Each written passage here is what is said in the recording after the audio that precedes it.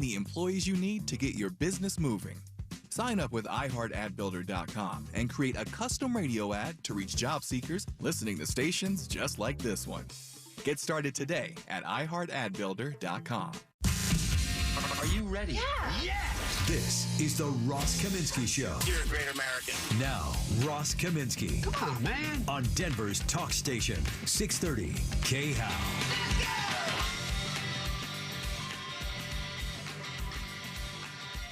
All right, good morning. Happy Monday. I'm Ross. It is so great to be here, starting my day and week with you. I hope the feeling is mutual. Producer Shannon, he said he had a pretty good weekend, too. Your daughter made you jambalaya, huh? That's excellent. Jambalaya is excellent food, and you're lucky to have a daughter who makes it for you. Did you say National Selfie Day? All right, I've said this before, always at the risk of getting in a little trouble, but man, when you travel around the world these days, there's a whole contingent of people who just recently became middle class and have the money to travel. And I'm talking about like 100 million Chinese people or 200, I don't know how many millions and millions and millions of Chinese people. And I will tell you, they love their selfies and they love their selfie sticks. And I am looking forward to their getting over this particular phase of their way of travel, because I am just, I'm not down with selfie sticks, at least not with 100 of them.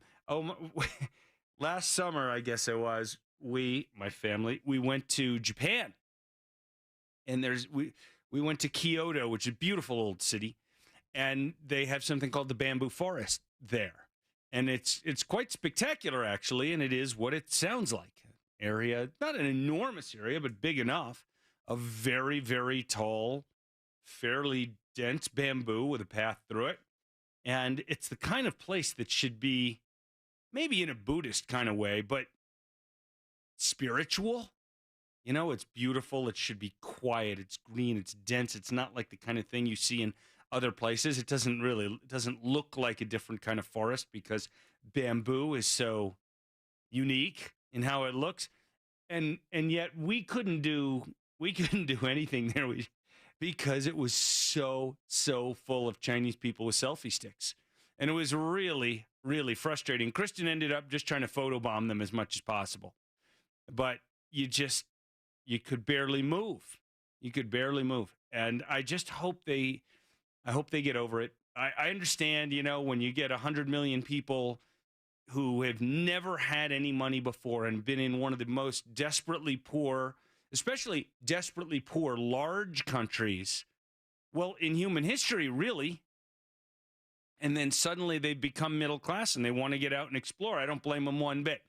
But I would just humbly request that they find a way to do so that is less intrusive on everybody else who also wants to visit. So that's how I feel about National Selfie Day. I guess the story I gave you was more like an International Selfie Day, but what are you going to do? Yeah. So I saw a piece. Actually, I didn't just see it. My dad sent me a piece that I wanted to share with you right off the bat this morning because it's just so well done and so important and so on target that it's worth talking about. And it's by Victor Davis Hanson. Probably most folks listening this morning know Victor Davis Hanson, a brilliant professor. He's actually, as I recall, primarily a professor of ancient history, ancient military history, and classics, generally speaking. He taught at Cal State University, and he's a senior fellow in classics and military history at Stanford. He's also a fellow at Hillsdale, and he's written 16 books. So let me just share a little of this with you because I think it's so good, and because my dad sent it to me on Father's Day, which is kind of cool, too. Starry-eyed radicals in the 1960s and 70s dreamed that we're going to either take over America or destroy it. One of their favorite mottos was change it or lose it, even as protests focused on drugs, music, race, class, sex, fashion almost anything and everything. 60s radicals tutored America on long hair, wire-rimmed glasses, who was a drag, a square, a bummer, and who was hip, cool, groovy, mellow, and far out. Most of these silly revolutionaries weren't unhinged weatherman killers or SDS would-be communists, but just adolescents along for the good time ride. With the end of the draft in 1972, the winding down of the Vietnam War, the oil embargoes, and a worsening economy, the 60s revolution withered away. Cynics claimed the revolution was mostly about middle-class students with long hair kicking back during the peak of the post-war boom, indulging their appetites, and ensuring they wouldn't end up in Vietnam. It isn't even true that the 60s at least ensured needed reform. The civil rights movement and equal rights for women and gays were already birthed before the hippies, as were folk songs and early rock music. Instead, what the 60s revolution did was accelerate these trends, but also radicalize, manipulate, and coarsen them. The grasping yuppies of the 1980s were the natural successors to let it all hang out hippies. The 60s were a narcissistic free-for-all in which freedom often entailed self-indulgence and avoiding responsibility. By 1981, the Reagan Revolution finished off the dead-enders of the Woodstock generation. Most eventually grew up. They rebooted their self-centered drug, sex, and party impulses to fixations on money, status, and material things. 60s protesters mainlined divorce, abortion on demand, promiscuity, drug use, and one-parent homes. By the late 1970s and the 1980s, most veteran cultural revolutionaries had gotten married, were raising a family, and had bought a house, gotten a job, and were making money. This time around, and let me just pause here for a second. Part of the reason I wanted to bring up this article and share it with you is that I've talked a couple times recently, just with some thoughts from my own brain, such as it is, about generation skipping. No, it's not really generations as we talk about them, not generations in the biological sense, but generation skipping rationality or irrationality or self-centeredness.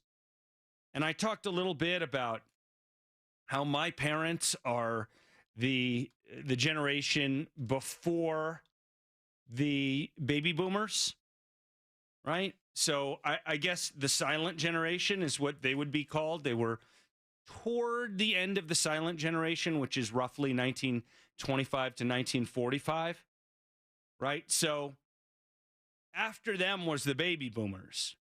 But the baby boomers were not the silent generation's kids, right? Silent generation ended in roughly 45. Baby boomers start in roughly 46, right? So the kids of the silent generation, some are baby boomers, but lots of them are Gen X like me. And the silent generation, mostly not insane and not as self-centered, and perhaps a little more patriotic, having been through World War II and having had parents who went through World War I and that kind of thing. And so when silent generation parents, like my parents who were born in the early 1940s, raised me, I wasn't raised with the kind of ridiculousness that baby boomers raised their kids, right? And their kids tend to be millennials who suffer from a similar kind of intense self-centeredness, but this time amplified or magnified by technology and social media and the ability to show everybody everything you're doing all the time, to try to make people feel like they're not having as much fun as you are, to virtue signal about, you know, I'm in this group or I'm that group, or holding up your BLM sign. And that's why, as I said, we had this conversation after the Dennis DeYoung interview, right? So my theory is that, you know, you kind of, well, this isn't a very, what's the word I'm looking for? This isn't a very deep kind of thing to come up with. It's not like E equals MC squared. My theory is simply that children learn from their parents. And so when you have a generation that learned from the baby boomers, you're going to get a very, very self-centered generation. When you have a generation like my generation of Gen X that learned primarily from folks from the silent generation, right, who lived through World War II and that kind of thing, you're going to get a much more sensible thing. The difference now is what has changed, and the reason that my kids won't be as, this may be just an admission of my own bad parenting, but my kids will not be as sensible as I think I was or I am, because the existence of social media and this massive interconnectedness, which does have some upside, but allows them to be a lot more connected to other people who will be less sensible, and they will be bombarded a lot more with the usual, with leftist stuff. And parents of my generation are going to have a hard time keeping their kids relatively sensible. Also, lots of baby boomers became teachers and professors and still are. And so they are educating my kids. And it's not the easiest thing for me to keep my kids' heads from just filling up with nonsense. It is really not the easiest thing. So anyway, let me get back now to Victor Davis Hanson. This time around, their offspring's left-wing assault is different. And we're talking now about the baby boomers' offspring, right? It's different. They're woke grandchildren of the former outsiders, meaning the baby boomers, are now more ruthless, systematic insiders. The woke and wired new establishment knows how to use money and power to rebirth America as something the founders and most current Americans never envisioned. Name one mainline institution that the woke left doesn't now control and warp. The media, the campus, Silicon Valley, professional sports, the corporate boardroom, foundations, the K-12 educational establishment, the military hierarchy, that's a subject for another day, an important one, the government deep state, the FBI top echelon. The political left absorbed them all, but this time around, members of the left really believe that by any means necessary is no mere slogan. Instead, it's a model of how to disrupt or destroy American customs, traditions, and values. Woke revolutionaries aren't panhandlers, street people, or Grateful Dead groupies. They aren't even a few nutty and murderous Symbionese Liberation Army terrorists fighting against the man. They are the man. Our 21st century revolutionaries are multi-billionaires with flip-flops, tie-dye t-shirts, and nose rings, but with the absolute power and desire to censor how half the country communicates or cancel them entirely. They don't flock to campus free speech areas. They're the campus administrators who ban free speech. They don't pick it outside the Pentagon. They're inside the Pentagon. They don't chant, "Eat the rich." They are the rich who eat at Napa Valley's French Laundry. They don't protest uptight values because they're more intolerant and puritanical than any Victorian. They don't believe in racial quotas based on, quote, proportional representation because they're racists who demand underrepresentation of, quote unquote, bad racial groups and overrepresentation of good groups. The color of our skin is their gospel, not the content of our character. They are top-down revolutionaries. None of their agendas, from open borders and changing the Constitution to critical race theory and banning clean-burning fossil fuels, are ever favored among a majority of the population. Their guiding principle is never let a crisis go to waste. Only in times of a pandemic, a national quarantine, or volatile racial relations can the new upscale leftist revolutionaries use fear to push through policies that no one in calm times could stomach. Our revolutionaries hate dissent. They destroy any who question their media-spun hoaxes.